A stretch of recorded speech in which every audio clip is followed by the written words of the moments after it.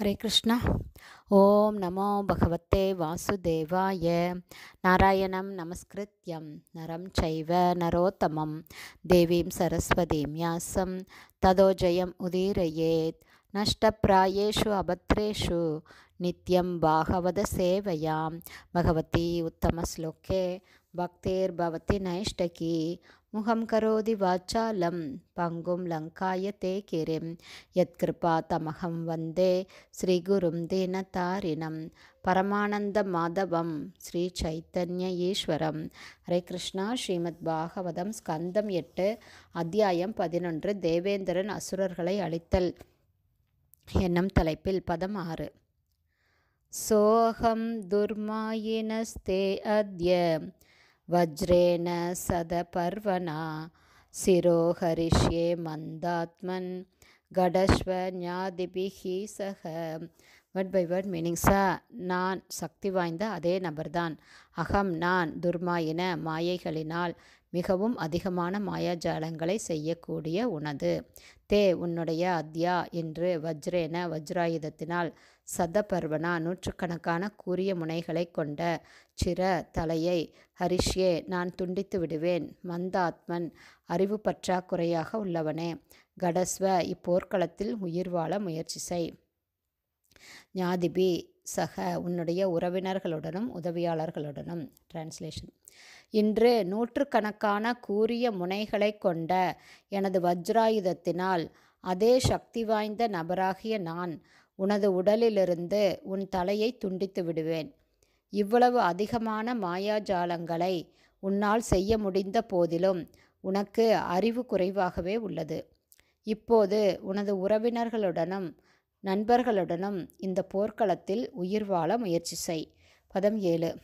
சங்கிராமே வர்த்தமானா ஸ்ரீ பலிர் உவாச்ச.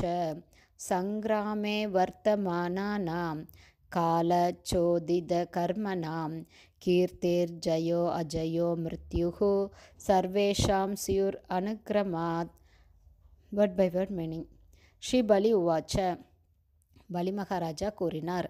சங்கிராமே போர்க்களத்தில் வர்த்தமானானாம் இங்கு கூடியுள்ள அனைவரின் காலச்சோதித காலத்தால் உந்தப்பட்டு கர்மனாம் போரிடவோ அல்லது மற்ற செயல்களிலோ ஈடுபட்டுள்ளவர்களுக்கு கீர்த்தி புகழ் ஜெய வெற்றி அஜய தோல்வி மிருத்யு மரணம் சர்வேஷாம் அவர்கள் அனைவரின் சியு செய்யப்பட வேண்டும். அனுக்கிரமாத் ஒன்றன் பின் ஒன்றாக.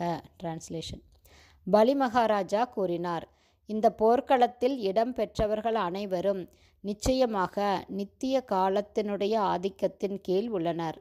அவர்களுடைய விதிக்கப்பட்ட செயல்களுக்கேற்ப அவர்கள் புகழ் வெற்றி தோல்வி மற்றும் மரணம் ஆகியவற்றை ஒன்றன் பின் ஒன்றாக அடைய வேண்டியவர் ஆவார்கள். பர்பட் பை ஷில பிரபாத். ஜெய் ஷில பிரபாத். ஒருவர் போர்க்களத்தில் வெற்றி பெறுவாரானால் அவர் புகழ் பெற்றவர் ஆகிறார். ஆனால் ஒருவர் வெற்றி பெறாமல் தோல்வி அடைவாராயின் அவர் இறக்கலாம். இத்தகைய ஒரு போர்க்களத்திலோ அல்லது வாழ்வு போராட்டம் என்னும் போர்க்களத்திலோ வெற்றி தோல்வி ஆகிய இரண்டுமே சாத்தியமாக கூடியவைதான். இயற்கை விதிகளுக்கேற்பவே அனைத்தும் நிகழ்கின்றன.